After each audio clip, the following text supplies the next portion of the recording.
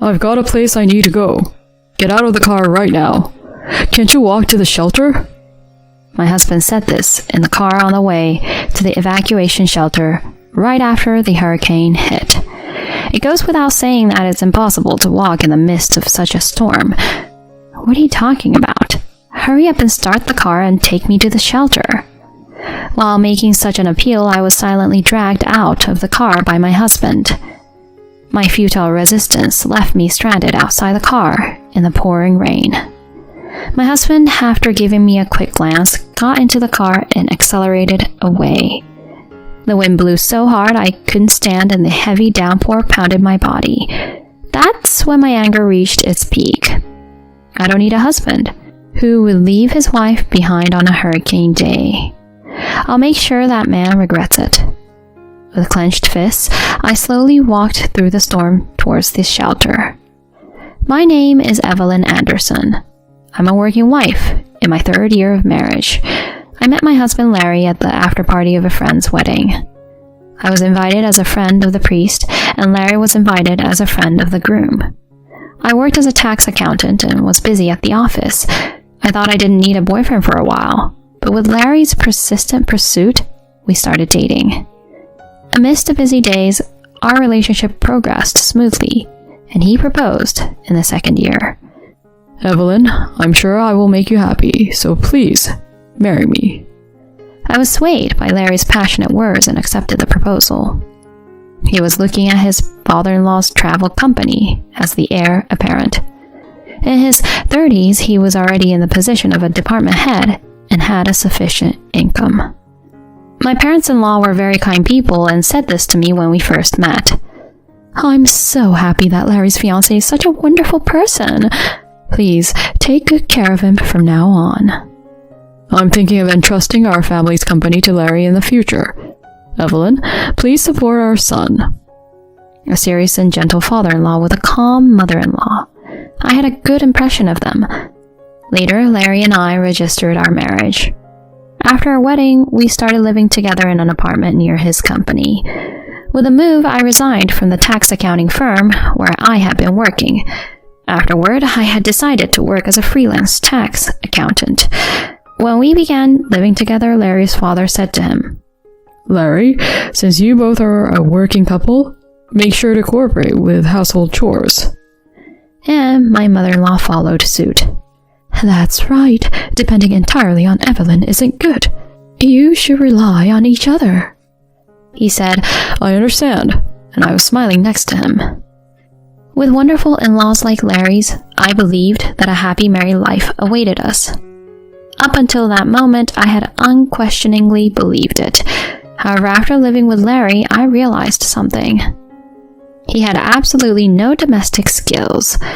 He didn't know how to cook, and he didn't even know how to operate the washing machine. He had lived with his parents for so long, so it might be understandable to some extent. Thinking that, I tried to teach Larry about household chores, but he responded with a reluctance. I'm just not motivated to do housework. Huh? Once you're married, isn't housework the wife's job? Don't even think about making me do it. But your father and mother said to cooperate, didn't they? That's just giving the right answers in front of our parents. But I don't do housework. Don't even think about tattling to your parents. They'll think you're an incapable wife. After that, Larry began to unapologetically push all the household chores onto me. I appreciate that my father-in-law asked me to do the taxes for his company when we got married, but I am a freelance tax accountant and have to look for other work. Even though I was quite busy, Larry always came home on time, lounged around, and never offered to help. However, since we were already married, I was a wife. That's what being a wife meant. I told myself that and managed all the household chores on my own. Around a year into this married life, I found out I was pregnant. While Larry seemed pleased, he casually says something like this. Even during pregnancy, don't slack off on household chores, as you have been. Huh? Larry, won't you help out? When the child is born, childcare will also be your responsibility, Evelyn. You need to get used to busy days from now. With those words, Larry still refused to help at all. I was starting to give up. Soon after that, I was told at the obstetrician's office that the baby's heartbeat cannot be detected. The result was an early miscarriage. The doctor encouraged me, saying, "It happens all the time." But I had assumed that things would go smoothly until the birth, and I was devastated. When I reported this in tears to Larry, he had this to say. "I was actually getting a bit excited that we'd have a child. The cause must be with you, right?" Well, the doctor said there wasn't any specific cause, and it's just something that happens. "Excuses won't cut it. Make sure it works next time." Saying that, Larry quickly went to take a bath. I stood there in astonishment, watching his back. We had already informed our parents about the pregnancy, so when I told them about the unfortunate result, my mother-in-law immediately came to me. "You don't have to worry. More importantly, you need to take care of yourself now, Evelyn." "Mom, thank you." "Dad was worried too. Take your time to recover, and please come to our place when you're feeling better." "Yes." The first kind words spoken to me after the miscarriage brought me to tears. My mother-in-law kept patting my back. I was grateful for having such kind in-laws. Afterward, I never forgot their kindness and served my in-laws well. I completed the tasks my father-in-law requested flawlessly, gave them gifts on special occasions, and often had tea with my mother-in-law. My in-laws treated me like their own daughter, and we had built a good relationship. On the other hand, my relationship with Larry wasn't going well. Since the miscarriage, Larry's attitude towards me had become even colder. He would ignore me when I tried to talk to him or would sigh in annoyance. Additionally, he frequently mentioned that his work had become busier, which meant he was absent from home more often. I felt lonely about this situation, and one day, Larry had left his phone in the living room while he was in the bath, and a message had arrived on it.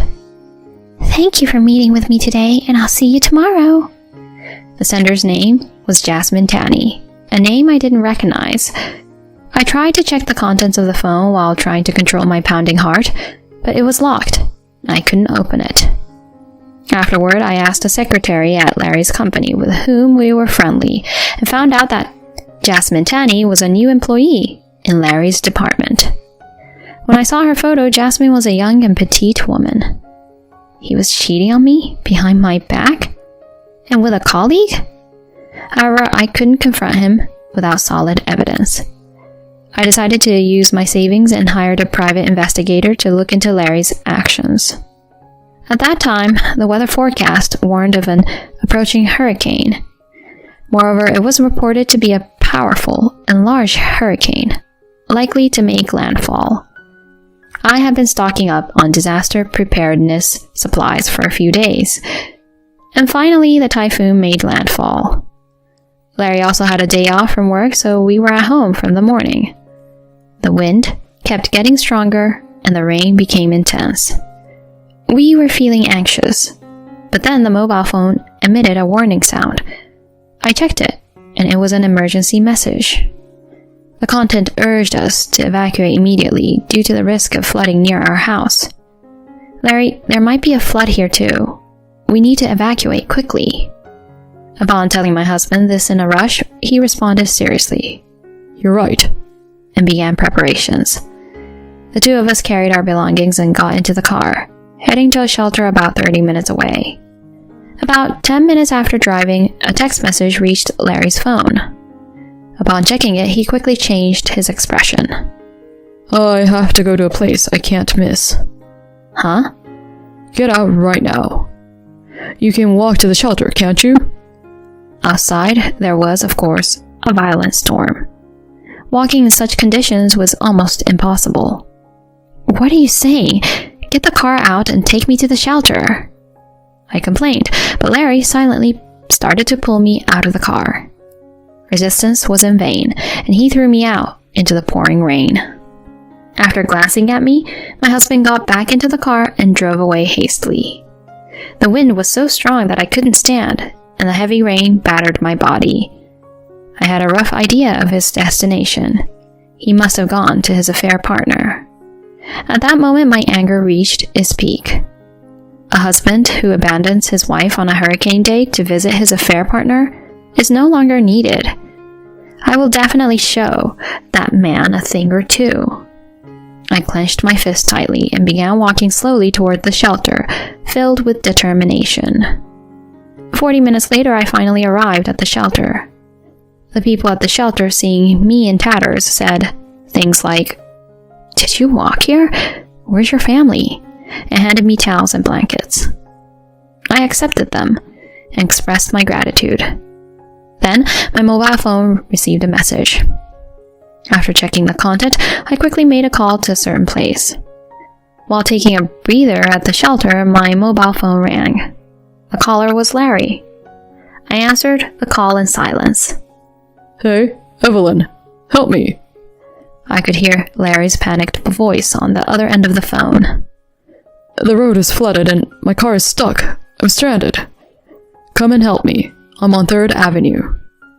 When I remained silent, my husband's tone became frantic. "What? Are you still mad about what happened earlier? This is no time for that. My life is in danger here." "Who are you with?" "Huh? Well, a colleague from work needed help, so I gave her a ride in the car." "Oh, I see. Well, I hope you both can overcome this crisis together." I hung up the phone without waiting for a response. However, the relentless calls continued. Feeling annoyed, I powered off my phone and ignored the incoming calls. But then, a familiar voice spoke to me. "Evelyn, you're safe." It was Larry's mother, my mother-in-law. She had rushed to the shelter from the safety of her home after I called. "Mom, Dad." "Evelyn, you look terrible. What on earth happened? Where is Larry?"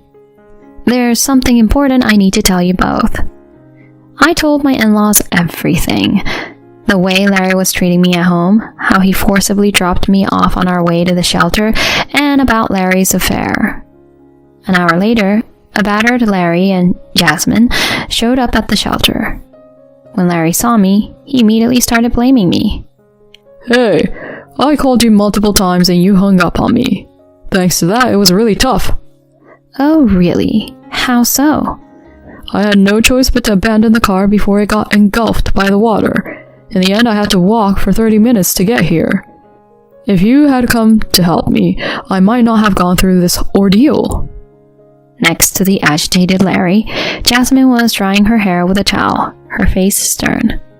I calmly asked her, "The place you abandoned me to reach, is it her place?" Larry reacted with a shocked expression. "No, it's different. I got a sudden work-related matter that required me to go to the office. I happened to see her on the way and offered her a ride." "Larry, is that the truth?" At that moment, with arms folded, my father-in-law appeared. Beside him was my expressionless mother-in-law. "Huh? What are you doing here with my parents?" "Just answer the question. Are you telling the truth?"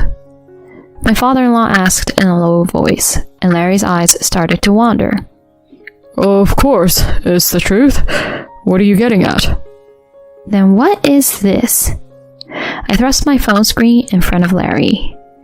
The evidence of his affair that I had obtained through a detective agency was clearly displayed. Photos of him kissing Jasmine and entering questionable places. There was no way to deny any of it. What is this?" I explained it to the stunned Larry. I had suspected my husband's strange behavior for a while, so I had requested an investigation. Right after being abandoned by Larry and making it to the evacuation center on my own, these photos were sent to me by the detective agency. "Huh? So my dad and mom..." Larry looked back and forth between me and my in-laws in a daze. My mother-in-law spoke to him in a cold voice. "I've already seen the evidence from Evelyn. You have a lot of nerve to cheat on your wife with an employee." My in-laws glared at Larry. At that, Larry suddenly became flustered. No, this is a misunderstanding. I didn't intend to hurt Evelyn. It was just a fling. Upon hearing this, Jasmine became furious. What? Larry, what are you saying? You told me you love only me and want to remarry. Hey, shut up. You said there was no love for your wife anymore. Was that a lie? Jasmine, screaming loudly, was silenced by a cough from my father-in-law. Larry, I'm disappointed in you. Not only did you betray Evelyn, who supported you, but you also threw her out on such a stormy day, exposing her to danger. That's not something a human should do. Dad? I must have spoiled you too much. I'm firing you and cutting off the parent-child relationship. Jasmine, I plan to discharge you from caregiving too. What?